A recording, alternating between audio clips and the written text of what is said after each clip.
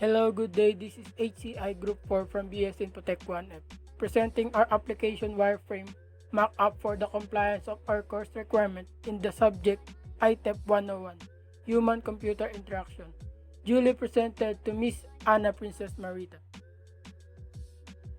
There are many pandemics that struck the Philippines before, but our group agreed to focus on COVID-19 in this project because the project required a case tracking mobile app proposal and markup. And COVID-19 is the first thing that came to our mind. COVID-19 is also a timely topic as we currently battling the said pandemic. Our group agreed to call our app covidtracker.ph. We thought of this name assuming that we have running website with the same URL.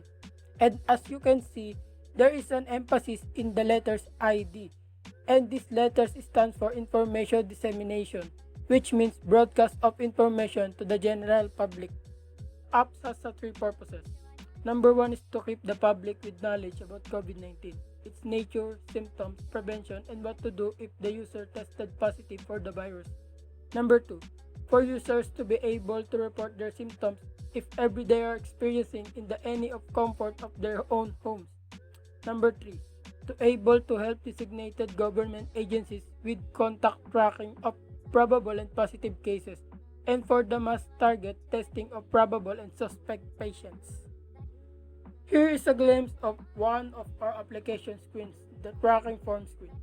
The user will have to go through this page in order to complete their sign-up process, but more of that later. We came up with this kind of idea of tracking form as an adoption of DTIs. Tracking questionnaires from being distributed in fast food chains for take-out orders in an effort to make contact tracking easier. Our leader JJ experiencing filling up the form firsthand while ordering take-out from a Jollibee store several weeks ago. He had to write down in the form his mobile number and the people who are with him in his household. He thought of this an ingenious idea, told the members about it. I agreed on adopting such idea. And that is for inspiration for the tracking form screen. Let us now walk through our application wireframe mockup. The next member presenting will explain every page in the app as we go through them. Here is John Kenneth Beho to explain the home screen idle wireframe.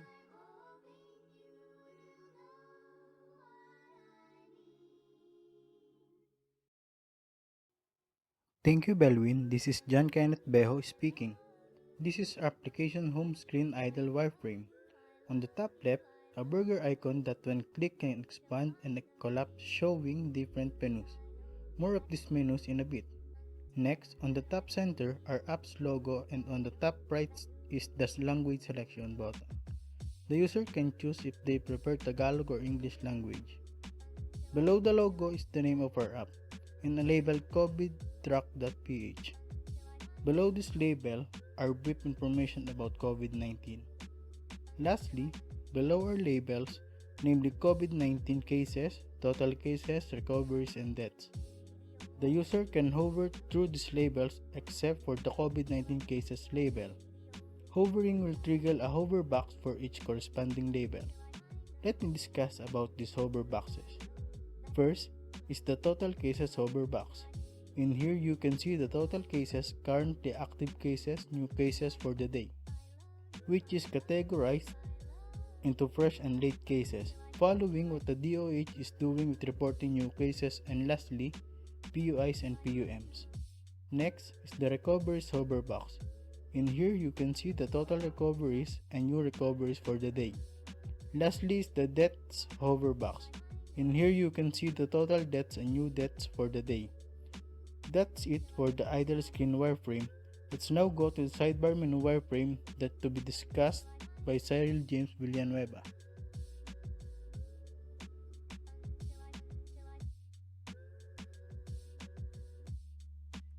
Thank you, Kenneth. This is Cyril James Villanueva and I'll be discussing about the sidebar menus of our application. Here, when the user clicks on the burger icon from any screen, the menu sidebar will expand, showing different menus.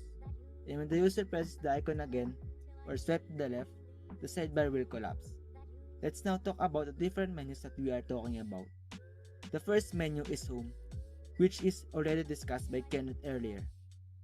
The next menu is Symptoms, whereas the name implies has information about symptoms of COVID-19. In the Symptoms page, the user can see at the top is the header, COVID-19 symptoms and its contents. Next in this page are the common and the emergency symptoms of COVID-19. Also next is what the user should do if they are suspecting that they have might COVID-19. On the right side of this page is a scroll indicator to let the user know where they are in the page. Next menu in the sidebar is News, for users to stay up to date with the current news about COVID-19. Up top is the header, COVID-19 Trends, and the user will see a line graph showing the curve of pandemic cases.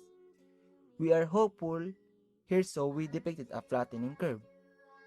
Below the graph are the news.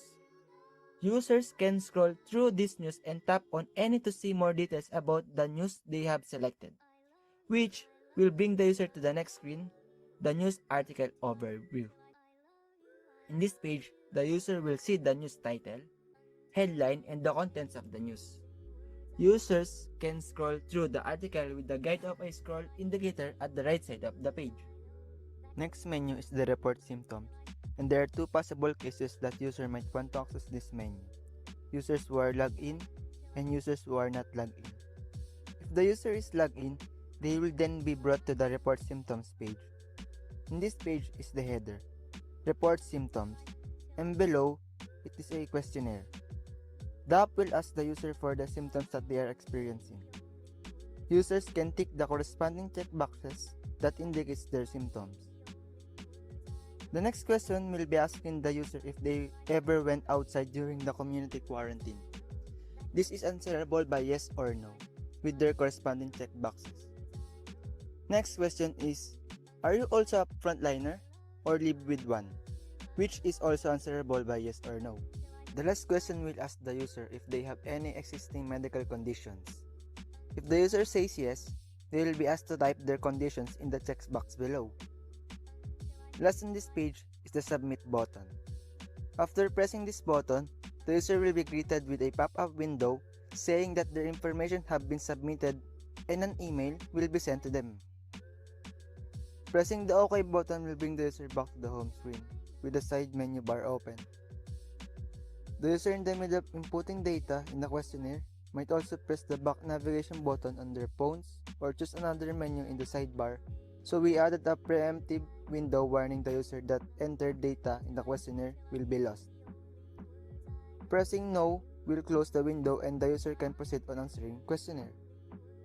Pressing yes will lead to two events.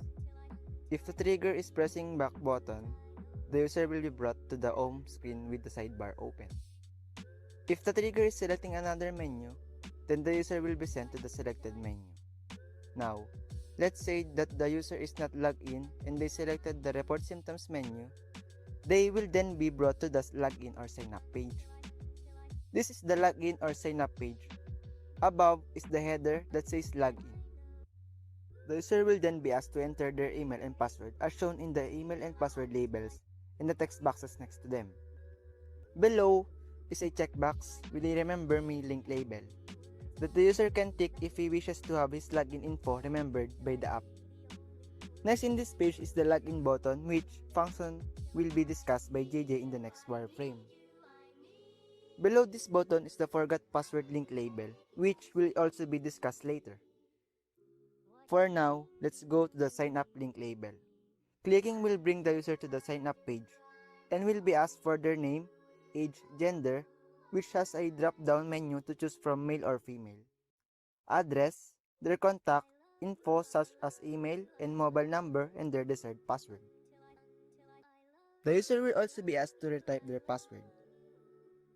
Before being able to sign up, the user will require to tick the agree to the terms and conditions checkbox, which can be assessed by clicking on the link label. The terms and conditions will be shown as a pop-up window, and the user can scroll through to navigate. The X button will close the window. If the user agrees to the terms and conditions and they tick its checkbox, They can now proceed to press the sign up button. There's one more step before completing the sign up process, and this will be discussed by JJ as well. Those we are all for me. Thanks for listening.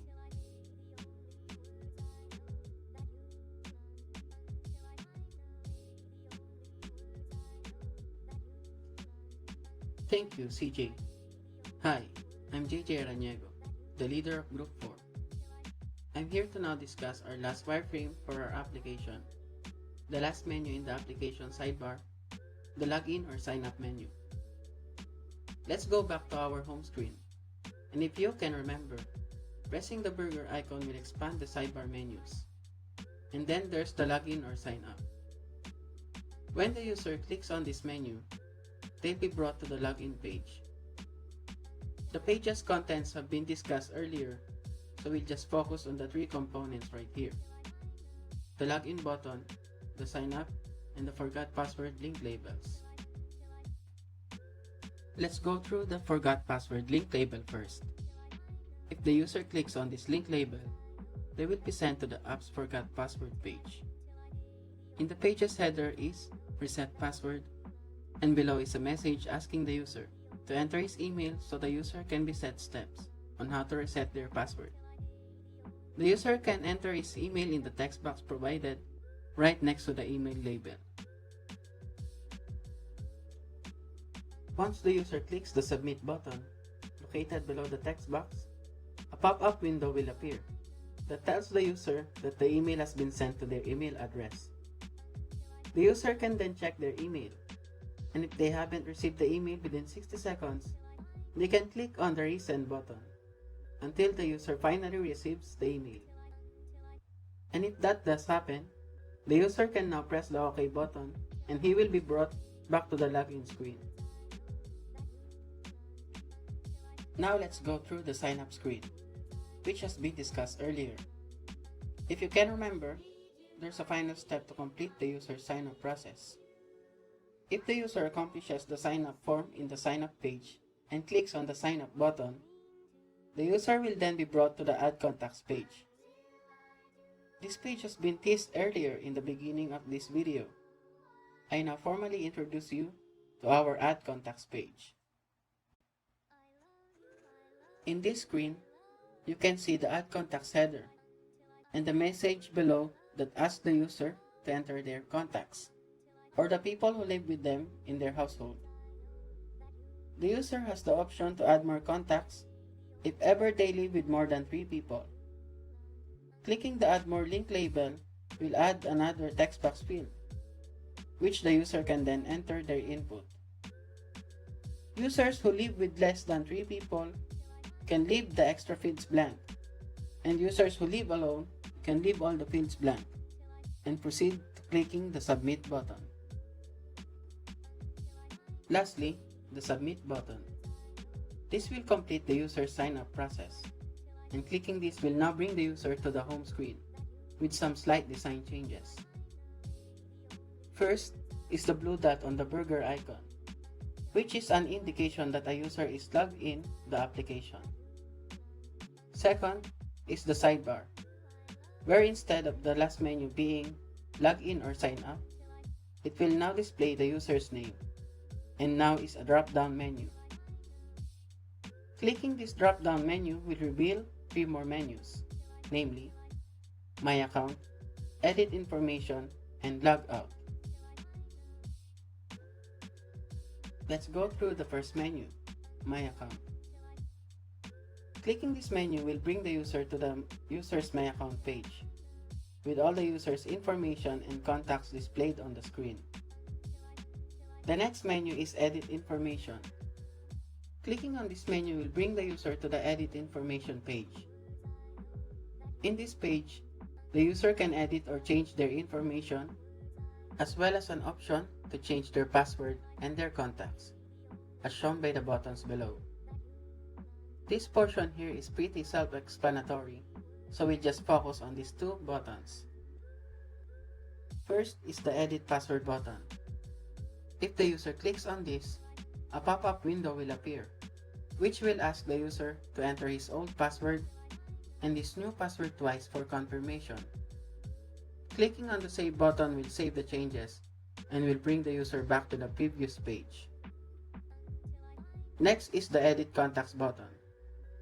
Clicking on this button will trigger another pop-up window where the user can edit his contacts or add more contacts. Clicking Save will again save the changes made and will bring the user back to the previous page. This pop-up window has an X button on the upper right corner, which when clicked will warn the users that changes made will be gone. And clicking both the Yes and No buttons will bring the user back to the Edit Information page. Now back to the Edit Information page. If the user has made any changes and decides to press the back navigation button on their smartphones, they will be asked if they want to save the changes they have made. Clicking the Yes and No buttons would both bring the user back to the home screen with the sidebar open. Now on to our last menu, Log Out. Clicking this will bring the user back to the home screen with the sidebar open and the blue dot on the burger icon gone.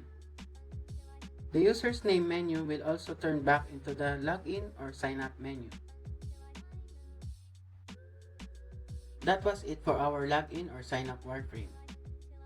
To summarize, the essence of our app is to inform users and to help with contact tracing. All features of our app are accessible to all users, except for the Report Symptoms feature, which is only accessible to logged-in users. And that was it for our application wireframe walkthrough. Apologies for any design and usability flaws that we may have committed. Rest assured that these flaws will be polished in the actual development of the application. Thank you for sticking with us up to this point in this video. I am JJ Araniego, and this has been Group 4. Thank you for watching. God bless.